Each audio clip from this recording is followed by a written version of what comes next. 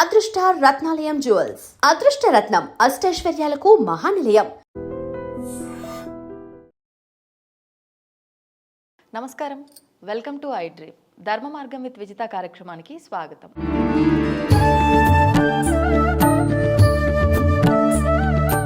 ప్రస్తుతం మనతో పాటు ఉన్నారు ప్రముఖ ఆధ్యాత్మికవేత్త శ్రీమతి రమాదేవి గారు. ఇప్పుడు అమ్మతో మాట్లాడి మరిన్ని విషయాలు తెలుసుకుందాం. నమస్కారం అమ్మా. నమస్తే అమ్మ, లలితా సహస్రనామ పారాయణం ఒకప్పటి సంగతి ఏమో కానీ ఇప్పుడు మాత్రం చాలా వరకు ఆడవాళ్ళంతా కూడా అంటే సామూహికంగా కానివ్వండి, విడిగా వాళ్ళంతటా వాళ్ళు కానివ్వండి, పారాయణ చేసేవాళ్ళు చాలా ఎక్కువ మంది ఉన్నారు. అంటే ఈ భౌతికమైన సుఖాల కోసం, అంటే సంపదలు, ఈ డబ్బు, కోరికలు తీర్చుకోవడం కోసం కూడా మనం ఆరాధనలు, ఈ పారాయణాలు చేస్తూ ఉంటాం. అవన్నీ మనకు సంపదలు కలుగుతాయా పారాయణ చేయటం వల్ల? లేదు అనంటే మోక్షం లభిస్తుందా? అసలు ఎందుకు చెయ్యాలి? మనము ఏ భక్తితో మనం ఆలయాలకు వెళ్ళట్లేదు. ఇప్పుడు 99% అవునమ్మా, భక్తితో ఆరాధనలు చేయట్లేదు, భక్తితో ఉపవాసాలు చేయట్లేదు. నిజం. కోరికతోనే ఎక్కువగా. కలియుగం అంటేనే కోరికలమయం అని అర్థం, పేరులోనే ఉంది కా అనేది. అవును. అలా ప్రతిదీ అంటే సంతృప్తి లేని జీవితంతో ప్రతి మానవుడు జీవిస్తాడు ఈ యుగంలో. కాబట్టి ఎవరైతే చెప్తే ఎవరైనా లలితా సహస్రనామాలు చదువుతూ వాళ్ళు ఒక మంచి స్థాయికి వెళ్ళారు అంటే మనం కూడా చేద్దాము. అవును. ఇక్కడ లలితా సహస్రనామం చేస్తే తప్పక మన కోరిక నెరవేరుతుంది. అమ్మ పట్టుకొని లాగుతుంది. అమ్మ లాగడం మొదలు పెడితే దాన్ని ఆపడం ఎవరి సాధ్యమో కాదు. కాకపోతే కొన్ని నియమాలతో చేయాలి. కోరికల పరంపరని తగ్గించాలి. ఇప్పుడు మన పూర్వజన్మ కర్మానుసారం కూడా మన కోరిక తొందరగా నెరవేరుతుందా లేదా, చదివే విధానం, అంటే అర్హతలు ఖచ్చితంగా ఉండాలి. ఖచ్చితంగా అర్హత. ఇప్పుడు మీరు ఒక డాక్టర్ అవ్వాలి, మీరు ఎంసెట్ రాయాలి, ఇంటర్ అయిపోయాక మళ్ళీ దానికి కావాల్సిందంతా ప్రిపేర్ అయ్యి ఆ ఎంట్రన్స్లో మీరు ఉత్తీర్ణులు అవుతేనే మీకు అర్హత వస్తుంది డాక్టర్. మరి మానవులుగా మనం చేసుకునే వాటికే ఇన్ని అర్హతలు సంపాదించాలి. భగవంతుడి దగ్గరికి మనము ఆ యొక్క శక్తిని మనం పొందాలి అంటే ఎన్ని అర్హతలు సంపాదించాలి. ప్రతి ఒక్కళ్ళు చేస్తూ ఉన్నారు లలితా సహస్రనామాలు. కొంతమంది అంటారు మేము 15 నిమిషాల్లో చేస్తామండి. ఎలా చేస్తావు 15 నిమిషాల్లో? సాధ్యం ఎలా అవుతుంది? అంత పరిగెట్టి చేయటం వల్ల వచ్చే ప్రయోజనం ఏంటిది? తప్పులు దొర్లుతాయి. నిజం. ఎక్కడ ఆపాలి, ఎక్కడ తీసుకోవాలో మనకు తెలియదు. ఇవన్నీ కూడా మనకేమవుతాయి అంటే కొంచెం వెనక్కి లాగుతుంది. అమ్మ కోప్పడుతుంది అని కాదు, అమ్మ కోప్పడ్డం అంటూ జరగదు. మనకు అసలు లలితా సహస్రనామాలు విశేషాలు తెలుసుకోవాలి. నేను అనేది ఒక దేవతను ఆరాధించే ముందు ఆ దేవత యొక్క విశిష్టతను తెలుసుకోండి. లలితా సహస్రనామం ఎలా ఉద్భవించాయి, అది మనకి ఎలా అందించబడింది, ఎవరు అందించారు, ఇవన్నీ కూడా తెలుసుకొని భక్తితో అమ్మని మనం ఏ కోరిక కోరక్కర్లేదు. లలితా సహస్రనామం కోరిక లేకుండా చదివితే మనకు తెలియకుండా అమ్మ మన కోరికల్ని తీర్చేస్తుంది. అటువంటి గొప్ప సహస్రనామం ఇది. మనుషులందరూ తరించడం కోసం వసిన్యాది వాగ్దేవతల ద్వారా మనకి అందిస్తే హయగ్రీవుల వారు మనకు అందించారు. అంత సులభం కాదు కదా అది. అటువంటి లలితా సహస్రనామాలని ఈ రోజున మంచిదే. అది భక్తి అనేది ఒకందుకు మంచిదే. ఆన్లైన్లో క్లాసుల ద్వారా చెప్తున్నారు, ఆఫ్లైన్లో చెప్తున్నారు, గుళ్ళల్లో సామూహికంగా పారాయణాలు చేస్తున్నారు, అపార్ట్మెంట్లలో కూడా శుక్రవారం కూడా చేయటం ఒక మంచి మార్పు ఆధ్యాత్మికం వైపుకి నడుపుతూ ఉంది. ఇది బాగానే ఉంది. కానీ అలా ఎక్కడ పడితే అక్కడ చేయకూడదు. ఎక్కడ పడితే అలా చేయకూడదు. తొందరగా మేము 15 నిమిషాల్లో చదివేస్తామని నాతో చాలా మంది అంటారు. సరే, శ్రీమాత్రే నమః, ఇంకంతకంటే ఏమీ లేదు, ఏం చెప్పకూడదు కూడా. ఎవరి ఇది ఎలా ఉంటుందో అలా. కాకపోతే ఈ లలితా సహస్రనామం లలితాదేవిని అడ్డు పెట్టుకొని అబద్ధాలు ఆడేవాళ్ళు, అన్యాయం చేసేవాళ్ళు ఎక్కువైపోయారు. అబద్ధాలు చెప్తూ ఉంటారు, అక్కడ మోసం చేయటానికి ఇచ్చేస్తారు. మాకు లలితం ముందు చూసుకుంటుంది. అవతల వాళ్ళ దృష్టి ఏమవుతుంది, అరే ఇంత అన్యాయం, ఇంత నీచం చేసేవాడికి లలితమ్మ సహాయం చేస్తుందా అంటే అమ్మవారికి కూడా మీ ద్వారా చెడ్డ పేరు వస్తుంది. ఇది నేను గమనించిన విషయం. అది తప్పు. అనేది భక్తి అనేది నేను ఎప్పుడు చెప్పినా కూడా, నిద్రలో లేపి చెప్పినా కూడా, భక్తి అనేది ధర్మంతో కూడుకుంది, న్యాయంతో కూడుకుంది, కొన్ని మనం నియమాలతో కూడుకుంది భక్తి అనేది. లలితా సహస్రనామం కూడా మనము చాలామంది ఏం చేస్తారంటే, మాకు షుగర్ ఉందండి తినేసి గుడికి వెళ్ళి చదువుకుంటాం. బాగానే ఉంది, గుడికి వెళ్తావు చదువుకుంటావు, అక్కడికి వెళ్ళగానే తమోగుణం ఆవరించి నిద్ర వస్తుంది కదా మీకు. ఎంత తినాలి అంటే పళ్ళో పాలో స్వీకరించి చేస్తే అది భక్తి కిందికి లెక్క. ఆకలి తెలియకుండా ఉండాలి అంతే. అంతేకాని నువ్వు 4-5 దోశలు ఇంట్లోవే కదా, 4-5 పూరీలు ఇంట్లోవే కదా అని తినేస్తే ఆ ఆహారం ఏమవుతుంది, నిద్రకి దారితీస్తుంది. నిజం. ఇక్కడ తమోగుణం ఆవరిస్తే భక్తికి ఆ భగవంతుని పట్టుకోవటానికి అవకాశమే లేదు అసలు. అవును. కాబట్టి లలితా సహస్రనామం అనేది అనేక రకాలుగా ఏ విధంగా అమ్మ చేస్తే అమ్మ అనుగ్రహం కలుగుతుంది, ఏ సమయంలో చేస్తుందో కూడా చేస్తే కూడా మనకు అనుగ్రహం కలుగుతుందో కనుక్కోవాలి. తల్లే మనము లలితా సహస్రనామాల కంటే ముందు ఎవరైనా కానీ త్రిపుర రహస్యం చదవాలి. త్రిపుర రహస్యం చదివితే అమ్మ యొక్క గుణాల్ని మనం తెలుసుకోగలుగుతాం. అంటే ఇది కూడా అమ్మవారికి సంబంధించి అమ్మనే త్రిపుర అమ్మవారు త్రిపురలో నివసించి ఉంటుంది. ఎక్కడ ఉంటుంది ఆ త్రిపుర? మనలో ఉన్న 3 గుణాల్లో వసించి ఉంటుంది ఆ తల్లి. అసలు ఆ లక్షణాలను తెలుసుకొని లలితా సహస్రనామం అమ్మవారి యొక్క లక్షణాలను తెలుసుకొని చదివితే అద్భుతంగా చేరదీస్తుంది. అయితే ఒకళ్ళని నేను నా జీవితంలో ఒక 20 ఏళ్ల కిందట ఒక ఆవిడ్ని చూశాను. ఎంత పతనం అయిపోయింది కుటుంబము అంటే అంత పతనం అయిపోయి చాలా దీనావస్థకి వెళ్ళిపోయింది. ఎవరు చెప్పారో తెలియదు కానీ ప్రతిరోజు నియమంగా ఎవరింటికి వెళ్ళని, ఒక శుభకార్యానికి వెళ్ళని, ఎక్కడికన్నా వెళ్ళని, ఒక అరగంట ముందు లేచైనా కానీ శుచిగా స్నానం చేసి లలితా సహస్రనామం భక్తిగా చేసి వెళితే కరెక్ట్గా 10 సంవత్సరాలకి వాళ్ళు ఉన్నత స్థాయికి తీసుకెళ్ళింది అమ్మవారు. ఎటువంటి చీకు చింత లేకుండా వాళ్ళ పిల్లల్ని అంత స్థాయికి తీసుకెళ్ళింది. అంటే భక్తి అనేది చిత్తశుద్ధి, భక్తి అనేది ఇక్కడ శరణాగతి కావాలి, ఈ 3 కావాలి. అలాగే నియమాలు పాటించాలి. ఆవిడ ఎవరిని నిందించేది కాదు, ఎవరి నిందని వినేది కాదు. అది మనము దసరా ఎందుకు చేస్తాము? 10 రకాల పాపాలని పోగొట్టుకోవటానికి. విన్న పాపం, మాట్లాడిన పాపం, చూసిన పాపం, చేతులతో ఇట్లాంటి పాపాలు కదా. అలా విన్నా కూడా పాపం వస్తుంది, నేను చేసే సాధనకు అడ్డు అని ఆపేసేది. ఇలా నియమాలతో చేయాలి. అమ్మవారి యొక్క లక్షణాలు తెలుసుకోవాలి. ఏంటిది అమ్మవారు, ఎలా ఆవిర్భావం చెందింది?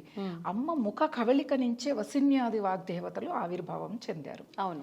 ఆవిర్భావం చెంది వాళ్ళ చేత అమ్మవారు లలితా సహస్రనామం దేవసభ జరుగుతోంది, దేవతలందరికీ వినిపించమని వాళ్ళని ఆదేశించింది. ఇది అమ్మవారే తన గురించి తను చెప్పమని తెలియాలి భక్తులకి, వాళ్ళు తరించాలి.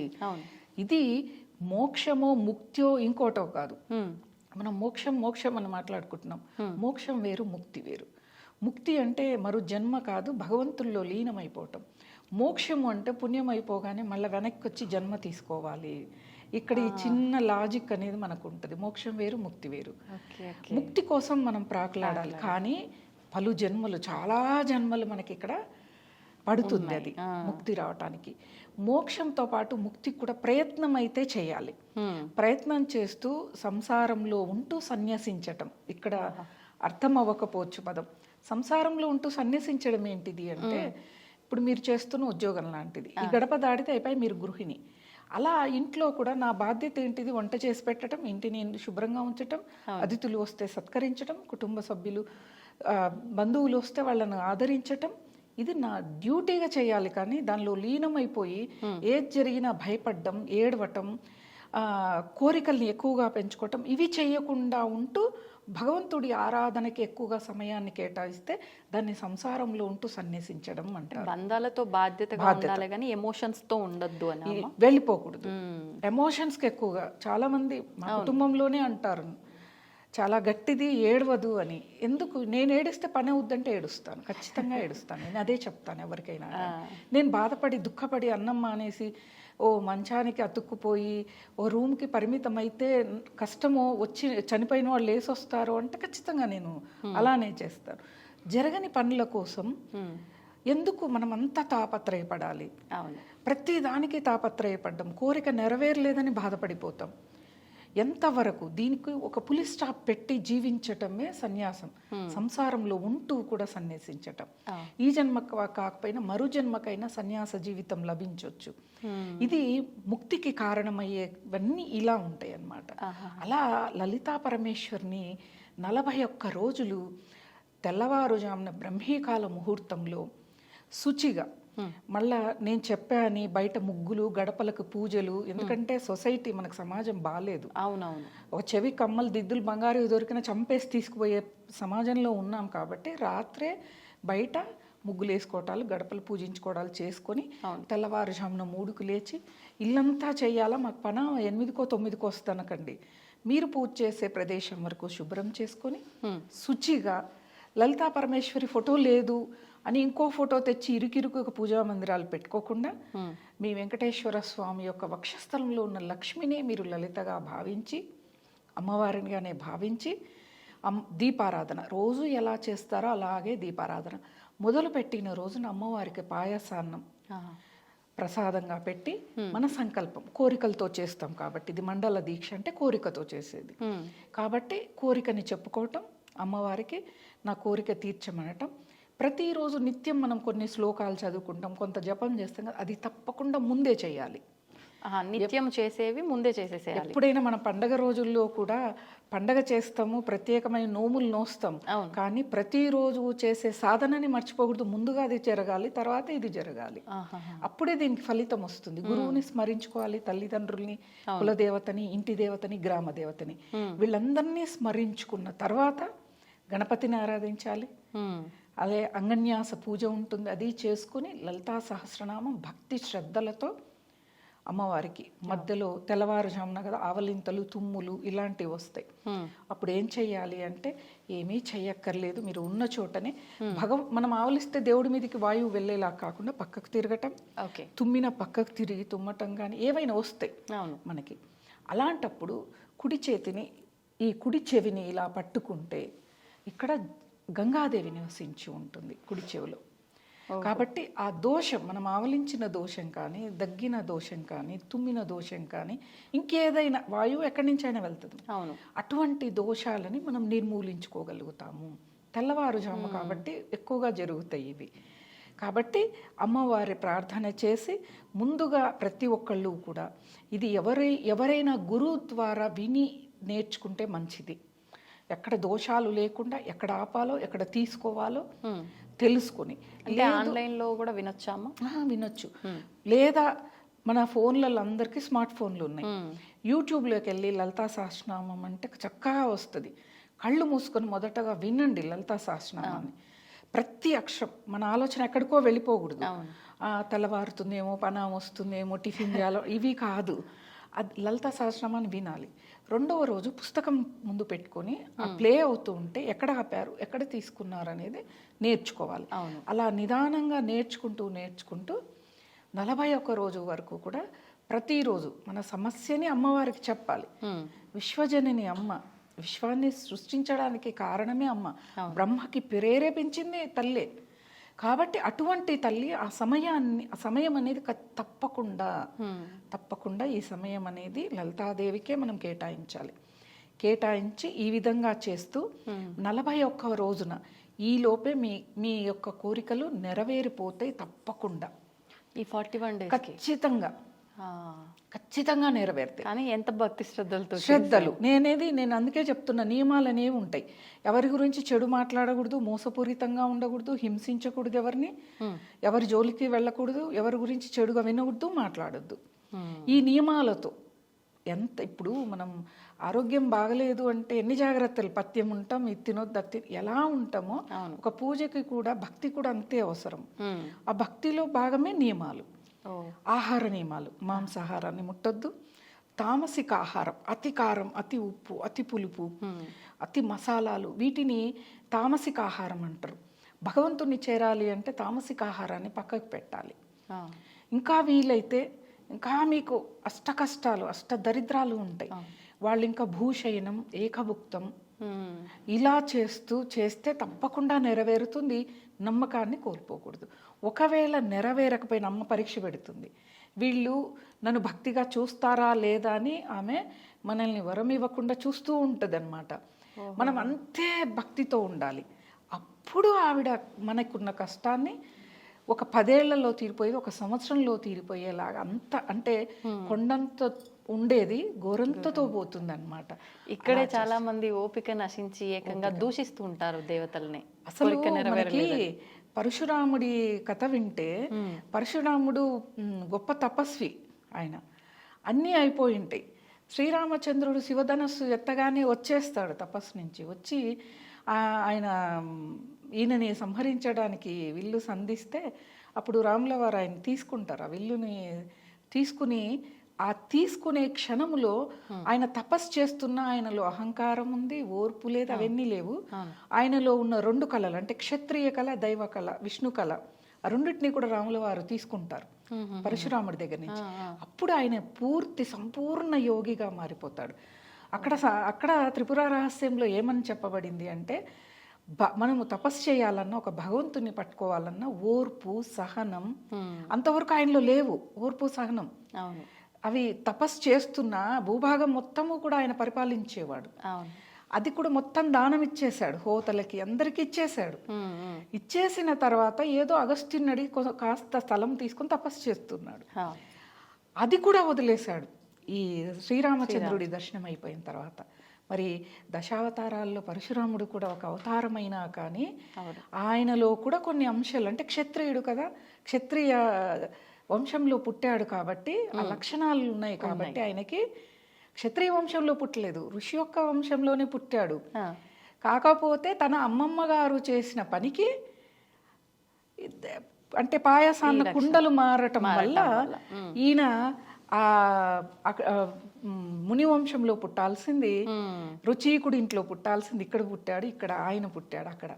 అందుకు అది ఒక వంశము, ఒక తరము పోస్ట్పోన్ చేశారు. జమదగ్ని పుడతాడు, ఆయన ఋషి, ఆ రేణుకాదేవిని పెళ్లి చేసుకుంటాడు. వాళ్ళకు తర్వాత క్షత్రియ అంశం అంటే అది ఆయన ఇచ్చింది తారుమారు అయింది కాబట్టి చాలా బాధపడిపోతాడు ఆయన. భృగువంశం భార్గవరాముడు ఆయన. అలా భక్తి అనేది మనలో ఈ అరిషడ్ వర్గాల్ని కూడా తగ్గించుకోవటం పెద్ద పనేం కాదు. సాధన చేయు సమకూరు ధర్యలోన అని చెప్తారు. మనకి ఇంకా వేమన శతకంలో కూడా చెప్తారు, చిత్తశుద్ధి లేని శివ పూజనేలా, భాండ శుద్ధి లేని ఆహారమేలా అని చెప్తారు. ఇవన్నీ ఊరికే రాలేదమ్మా, మనం అనుసరించటానికి, ఆచరించటానికే. ఇంతమంది ద్వారా మనకి ఇన్ని రకాలుగా అందిస్తే కూడా మనం వాటిని పట్టుకోలేకపోతున్నాం. కాబట్టి వీటినన్నిటినీ పట్టుకోవాలి. ఆ లలితా సహస్రనామం వాళ్ళ ఇంట్లో పారాయణం చేస్తున్నారంట, వాళ్ళు ఏవో తాంబూలాలు పుచ్చుకోమన్నారని తాంబూలం కోసం వెళితే లలితాదేవి ఎక్కడ అనుగ్రహిస్తుంది? నువ్వు లలితాదేవి కోసం వెళ్ళు. అబ్బా అమ్మవారి పారాయణం ఉందా, చదవగలుగుతాం. అమ్మ మీద ప్రేమ అనేది ఉండాలి. అప్పుడు మనం ఇంత చూపిస్తాం, కొండంత చూపిస్తుంది మన మీద, అంత అనుగ్రహాన్ని ఇస్తుంది. చదవాలి. భగవంతుడు కూడా ఒక ట్రెండ్ని తీసుకొచ్చింది సమాజం. ఒక సమయంలో విష్ణు సహస్రనామం, ఒక సమయంలో లలితా సహస్రనామం, ఒక సమయంలో వారాహిదేవి పూజలు. ఇలా తీసుకురాకూడదు. ప్రతి సమయంలో ప్రతి భగవంతుడు ఒక్కొక్కరికి ఒక్కొక్క రూపంలో అనుగ్రహం లభిస్తుంది. కొంతమందికి గురువును అనుసరిస్తే వాళ్ళు అత్యంత ఉన్నతమైన స్థాయికి వెళ్తారు. ఆ సమయం అనేది కూడా ఉంటుంది. నేను చేశానండి, నాకు దొరకలేంటి, ఇక్కడ అమ్మ మీకు పరీక్ష పెడుతోంది, మీ ఓర్పుకి సహనానికి. ఆమెను పట్టుకుంటావా వదులుతావా అనేది పట్టుకోవాలి. పట్టుకుంటే తప్పకుండా మనకి నెరవేరుతుంది అన్నమాట. అలాంటి లలితా సహస్రనామం హయగ్రీవుడు విద్య అద్భుతంగా లభిస్తుంది ఆయన మంత్రం చదివితేనే అంటారు. అటువంటి ఆయన మనకి దీన్ని లభించటం, ఆయన మనకి అందించటం. ఎందుకు ఇవన్నీ కూడా అంటే కలియుగంలో మనుష్యులు యజ్ఞాలు యాగాలు చేయలేరు, భగవన్నామంతోనే తరించడం అనేది మనకు వరం కూడా. అది లేకపోతే ఆ యజ్ఞాలు 10 రోజులు 15 రోజులు చేస్తే నిరాహారంగా చేస్తారు వాళ్ళు. మనకు అవి సాధ్యం కావు అసలు. ఇలా ఇస్తే వీటిని అనుసరించడం కూడా కొన్ని నియమాలతో మనం చేయలేకపోతున్నాం. కాబట్టి నియమాలతో చేయాలి, చేస్తేనే మంచిది. అమ్మ యొక్క అనుగ్రహం అందరికీ తప్పకుండా. ఎవరి మీద ద్వేషం అమ్మ చూపించదు అసలు. ఆమెకు అందరూ సమానమే. కాకపోతే మనం చేసిన పాపాన్ని, కర్మని తొలగించటం కోసం ఆమె కూడా సమయం తీసుకుంటుంది. అంతే కదా. మనం ఎన్నో చేస్తాం కానీ చెయ్యలేదు అంటాం. కాదు, మనిషి తత్వం చెయ్యలేదు అంటది. అదే భగవతత్వం ఏంటిది అంటే చేసిన తప్పును తెలుసుకుని మారటం భగవతత్వం. దీన్ని మనం పట్టుకుంటే అమ్మని పట్టుకోవడం సులభం, మన కోరికలు తీర్చుకోవటం అత్యంత సులభం. వాక్కును కూడా ఇస్తుంది తల్లి. వాక్కు కూడా వాళ్ళు ఏం చెప్తే అది జరిగేటట్టుగా సమాజం కూడా రిసీవ్ చేసుకుంటుంది ఆ వాక్కుని. అంటే నలుగురు గౌరవించే విధంగా ఉంటుందన్నమాట. అలా అమ్మవారి ఆరాధన, ప్రతి నిమిషం కూడా అమ్మవారికి కృతజ్ఞతలు చెప్పుకుంటూ, ఆమె మనకు మంచి చేయని చెడు చేయని అమ్మే కదా, ప్రతి నిమిషం కృతజ్ఞత. ఉదయం లేస్తూనే అమ్మ కృతజ్ఞతలు తల్లి, బాగా చక్కగా నిద్రపోయాను, నీ అనుగ్రహంతో నిద్ర లేచాను. నిద్రలో పోతే ఎవరేం చేస్తారు? మనం బతికి లేచి అమ్మవారి ఫోటోని చూసి ముక్కుతున్నాం కదా, కృతజ్ఞతలు చెప్పాలి కదా. మనము ఎవరైనా ఒక మనిషి చిన్నది ఏదైనా మన ఖర్చు పడేసుకుంటే ఇస్తేనే థ్యాంక్స్ అండి అని చెప్తాం. మరి విశ్వ సృష్టికర్త విశ్వజనని అయిన అమ్మవారు మనకి ఇంత సహాయం చేస్తుంది. ఆరోగ్యం ఉండటం అదృష్టం, అమ్మవారి అనుగ్రహం. పిల్లలు చదువుతున్నారు, అనుగ్రహం. నువ్వు పెద్ద భవంతులు కట్టి రాజులాగా బతకాలనే లేదు కదా అమ్మ అనుగ్రహానికి. ఒకటే చెప్తాను, అనుకుంటారు అందరూ డబ్బులుంటే చాలా బాగా బతుకుతామని. చాలా నీచంగా బతకాల్సి వస్తుంది. అనారోగ్యముతో, సమస్యలతో, టెన్షన్తో, నిద్రలేమితో, ఆహారలేమితో. ఆహారాన్ని తీసుకోవటానికి ఉండదు వాళ్ళకి, అప్పటికే వాళ్ళకి అనారోగ్య సమస్యలు ఉంటాయి. వాళ్ళ డైటీషియన్ పెట్టిన ఫుడ్, పచ్చి కూరగాయలు ఇవే తినాలి. ఒకటే ఆలోచించాలి ఎప్పుడు కూడా. అందుకే మనకి పరిపూర్ణానంద స్వామి ఒక మాట చెప్పాడు ఒకసారి, నేను ఆయన సత్సంగం వింటే. అందరికంటే ధనవంతుడు ఎవరంటే బిచ్చగాడంట. ఎలా వాడు అంటే, వాడు ఏదో వాడికి కావాల్సింది అడుక్కొని వచ్చి రోడ్డు పక్కన పడుకొని ప్రశాంతంగా నిద్రపోతాడు. వాడి బొచ్చని ఎవరు దొంగిలించరు, వాడు వేసుకున్న దుస్తుల్ని ఎవరు దొంగిలించరు. అదే కోటీశ్వరుడు అనుకోండి, 12-1 గంట వరకు మీటింగ్స్ ఉంటాయి, మళ్ళీ తెల్లవారుజామునే లేవాలి, అన్ని ఆహార పదార్థాలు తినడానికి ఉండదు. మరి ఎవరు ధనవంతుడు ఇక్కడ అంటే బిచ్చగాడు అని చెప్పాడు. అద్భుతంగా నిద్ర, సమయానికి ఆహారం, వాడికి ఎంత కావాలో అంత అడుక్కుంటాడు, బాగా చక్కగా కూర్చొని తింటాడు, ఏ రోడ్డు పక్కన పడుకొని నిద్రపోతాడు హాయిగా. మరో పూటకి అసలు దిగులే లేదు, ఆలోచనే లేదు. ఎవరో ఒకళ్ళు వేసినా చాలు వాడికి అవుతుంది. మరి వాడు కదా చీకు చింత లేకుండా మనం ఆలోచిస్తే చూడండి, మనం ఎంత జుట్టు కోసం, అందం కోసం ఎంత తాపత్రయపడతాం. ఆ బిచ్చగాడు స్నానం చేయడు, వాడికి జుట్టు బాగుంటుంది. చూడండి, ఎప్పుడైనా గమనించండి. వాళ్ళ ముఖంలో కళ ఉంటుంది, వాళ్ళు ఏ స్క్రబ్లు పెట్టరు, ఏ ఫేషియల్స్ చేయించుకోరు. చూడండి మరి ఎక్కడ దేనికి ఇక్కడ మనం ఆలోచిస్తే ఎవరు ధనవంతులు అనేది మనకి ఇక్కడ తెలుస్తుంది. అవునమ్మా. కాబట్టి మనం ఇక్కడ ధనం ప్రధానం కాదు, ఎంత అవసరమో అంత అవసరం, అంతే తీసుకోవాలి, అదే అడగాలి అమ్మని. అప్పుడు మనం అడిగిన దానికంటే ఎక్కువ ఇస్తుంది అమ్మ అన్నమాట. ఇక్కడ ధనం కంటే ఎక్కువ ఆరోగ్యం, జ్ఞానం మనకి ఇక్కడ ప్రధానం. ఇవన్నీ కూడా మనం ఆచరిస్తూ అమ్మవారిని పట్టుకుంటే లలితా పరమేశ్వరి తప్పకుండా మనకన్నిటినీ నెరవేరుస్తుంది. ధన్యవాదాలమ్మా. నమస్తే.